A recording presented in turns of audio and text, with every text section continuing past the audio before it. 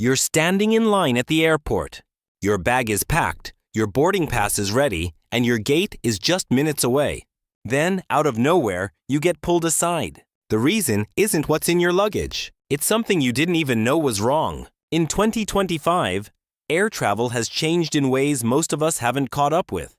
Rules are tougher, policies are sneakier, and one small mistake can cost you your entire trip. So if you're flying anytime soon, don't risk it. Watch this video to the end. If it makes you a smarter traveler, hit like and subscribe. Let's get into it. The sneaky toiletries trap. Imagine this. It's 5:45 a.m. at JFK. A business traveler who flies more than he drives throws his toiletry bag onto the conveyor belt. It's a practiced move, completely on autopilot. But today, the TSA agent sets his bag aside. Inside, a nearly full tube of lotion labeled 150 milliliters. "Sorry, sir, that exceeds the limit," the agent says.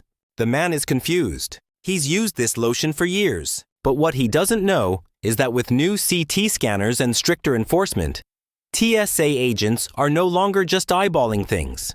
They're checking labels down to the last decimal point. Most of us know about the 3.4-ounce limit. But here's the thing.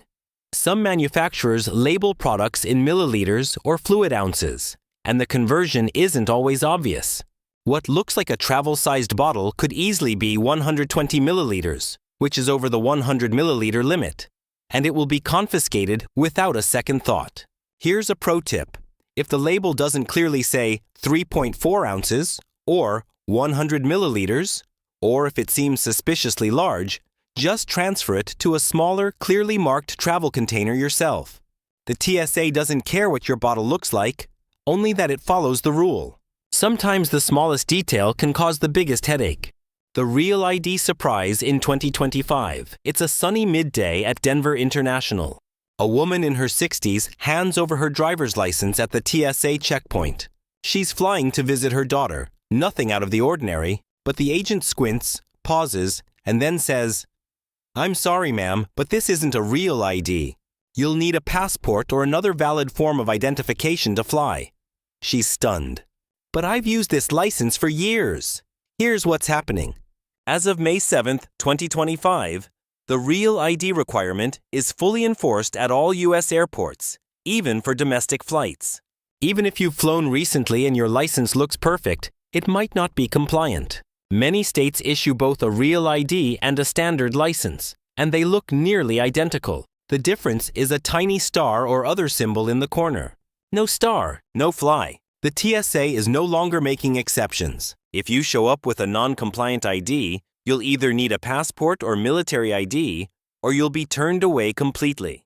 And yes, this has already caused massive confusion, especially for infrequent travelers. So here's your tip. Grab your license right now and look at it. Check for that star. If it's not there, contact your local DMV as soon as possible. Processing times can be backed up, and it doesn't matter how early you get to the airport. If you don't have the right ID, you're not getting on that plane. The carry-on crackdown at the gate. It's boarding time at gate B12. A young couple rushes toward the gate, rolling their carry-ons behind them. They sigh in relief. "We made it." But as they hand over their passes, the gate agent points to a metal bag sizer. "Please place your bag in there," she says.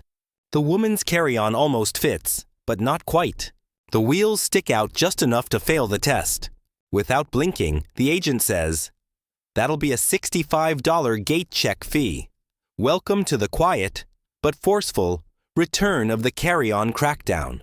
In 2025, with rising fuel costs and limited overhead bin space, many airlines have revived strict enforcement of their bag size policies, especially for basic economy and budget tickets. The trick is that most of these passengers have already passed through the main TSA security, but the surprise charges hit hardest at the gate. And a heads up, overhead bins on newer aircraft can sometimes be smaller than on older planes, meaning even an approved bag might not fit. Here's how to protect yourself. Before your trip, check your airline's exact carry-on dimensions. They can vary more than you think. Don't trust the carry-on size label from a brand. And don't overstuff your bag or add bulky straps. Those are instant deal breakers at the gate. Because a few extra inches don't just cost you money. They lead to frustration, delays, and a rough start to your trip. Behavior that's no longer tolerated. It's 6:10 a.m. at Orlando International. A college student, bleary-eyed and late for his flight, rushes through security. He groans when asked to remove his shoes, mutters something under his breath, and then rolls his eyes when a TSA agent waves him over for additional screening. Moments later, he's being questioned, not because of what's in his bag, but because of how he acted. In 2025, TSA is putting increased emphasis on behavioral cues. This means your tone, gestures, and facial expressions can flag you just as quickly as a prohibited item. It's called behavior detection screening. It's not new, but with the help of AI and updated training, it's being used more frequently and precisely. Agents are looking for signs of stress, agitation, or non-compliance. And those signs can lead to a secondary screening, a missed flight, or in some cases, temporary detention. What surprises people most is that you don't have to do anything wrong. Just looking irritated, anxious, or evasive is enough. And in today's world of heightened tension at airports, even sarcasm or jokes about serious topics can have severe consequences. So, here's your tip. Stay calm and cooperative. Even if the line is long, the rules seem silly, or you're exhausted. A calm demeanor might be the fastest way through security. Because at TSA checkpoints in 2025, your attitude is part of your luggage inspection. The quiet changes to refund rules. It's late in the evening. A frequent flyer gets an email that her conference has been canceled. She quickly logs in to cancel her flight, confident she booked a refundable ticket. But when she clicks cancel, a small gray message pops up. No refund available. Travel credit only. She scrolls through the fine print and finds it. Cancellations must be made at least 24 hours before departure to qualify for a full refund. Even though her ticket was labeled refundable, the policy conditions have changed silently. Airlines under pressure from shifting travel habits and tighter margins have added new clauses to their refund policies. Now, refundable can mean conditional, not guaranteed. Others have started offering refunds only as flight credit or vouchers, especially for third-party bookings. And the biggest catch: if you booked using a travel portal like Expedia or Google Flights, you might be stuck with their rules, not the airlines. Here's your protection. Before you book, read the cancellation terms line by line, even for refundable fares.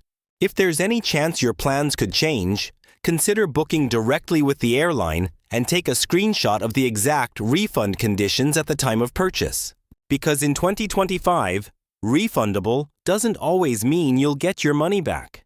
Shifting family boarding policies. It's boarding time at gate C-17. A mother with 2 young children clutches a diaper bag in one hand and a stroller in the other. She heads to the boarding area early, as she always has, expecting priority access.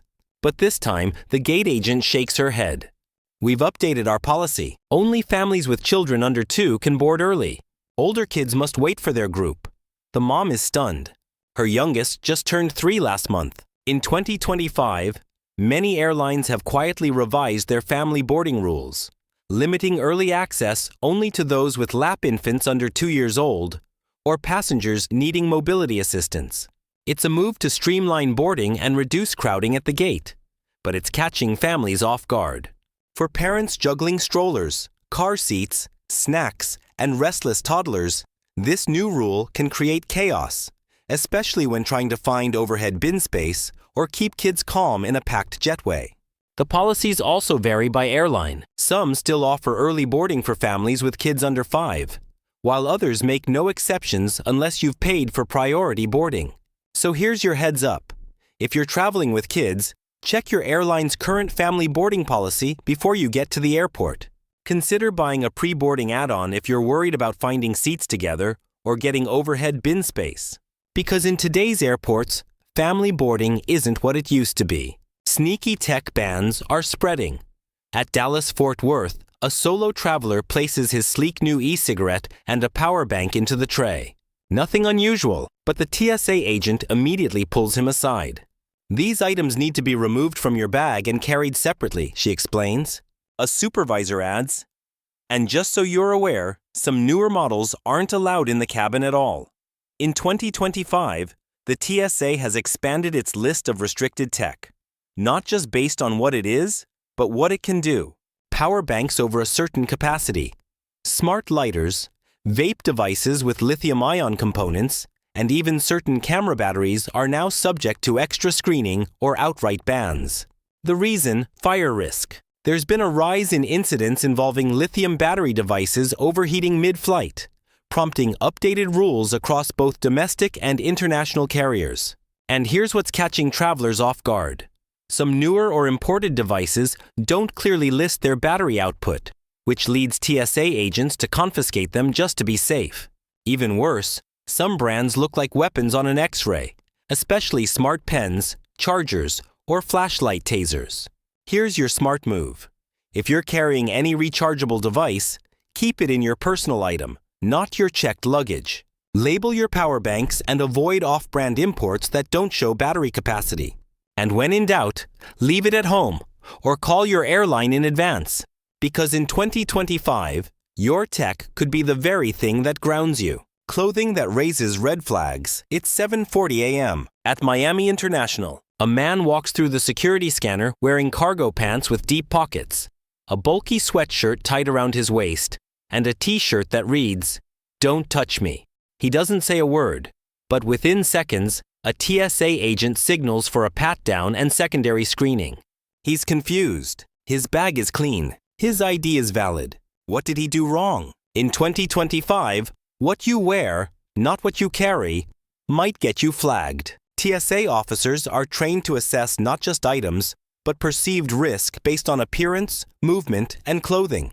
Baggy outfits, multiple layers, tactical style gear, or anything that hides your body shape can raise red flags. Even printed messages on shirts that are perceived as aggressive or confrontational can trigger scrutiny.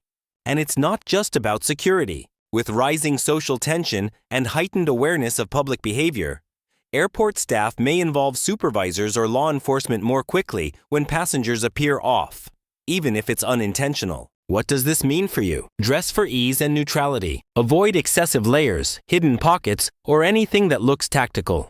Choose simple, neutral colors and skip the edgy slogans. You don't have to dress formally, but in today's airport environment, comfort should be paired with low-profile awareness. Because sometimes what you wear says more than you realize, especially to airport security. The final security gate mistake. It's 10 minutes before departure at Gate A9. A man walks toward the boarding lane, scrolling through his phone. As he's about to scan his pass, he realizes he left his water bottle from the terminal vending machine in his hand. No big deal, he thinks. I just went through TSA, right? But the gate agent stops him. You can't bring that on board. He's confused. But I bought it inside security. Still, she's firm. You'll need to dump it or we can't let you through. In 2025, airlines are getting stricter about liquid policies at the gate, especially on international or smaller aircraft. Even water, if unsealed, can be questioned. And here's the twist. Some carriers are reintroducing gate-side screening teams, especially for high-alert flights or routes flagged for enhanced scrutiny. These agents aren't just looking for oversized bags. They're watching for open containers, vaping gear, and even snacks purchased from kiosks near the gate that might bypass TSA filters. It catches travelers off guard because we assume once we're past TSA, we're in the clear. But the gate is now an added checkpoint, one final layer of control. Here's the takeaway. Once you reach your gate, avoid opening drinks or repacking last-minute snacks. Keep your carry-on items sealed and visible, and never try to sneak in almost empty bottles or quick bites tucked into odd places. Because in the final stretch, a simple oversight can still cost you the flight. Conclusion: air travel in 2025 isn't what it used to be. Rules have shifted quietly. Enforcement is tighter, and even experienced flyers are getting tripped up by policies they didn't know had changed. From toiletries to tech devices, from boarding with kids to the clothes on your back, the small stuff matters more than ever. And the most dangerous assumption you can make is that just because something was fine last year, it's still fine today. So before you pack, board, or even step into the airport, double-check the latest TSA rules, airline policies, and ID requirements. They're evolving, and missing one detail could mean missing your flight. What surprised you most in this video? Let me know in the comments. You might just help someone else fly smarter. And if you found this helpful, hit subscribe, because the next airport mistake might be just one policy update away.